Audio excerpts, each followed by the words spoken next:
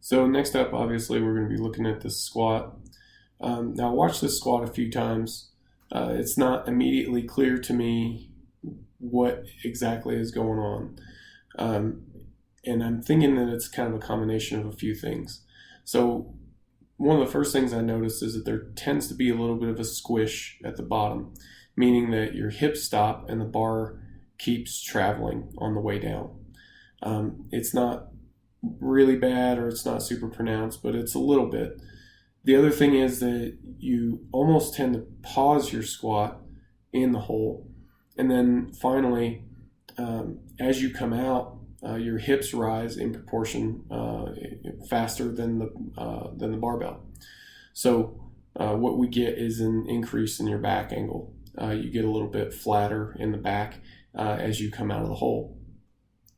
So, I think that there's kind of an interplay between these three things going on.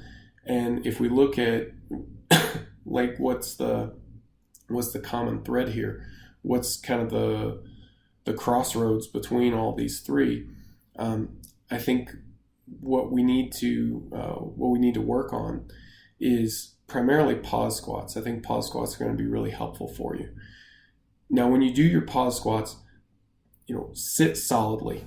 Make sure that you're not allowing yourself to squish into the bottom. And then when you stand up out of the hole, really drive the barbell up and bring your hips through as early as you can so that you're not getting that chest fall pattern.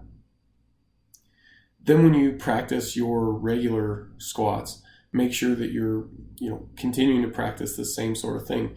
Make sure that you're bracing really hard in your core so that you don't get this squish and chest fall sort of compensation pattern. And I think when you do that, the pause itself is going to fade away a little bit.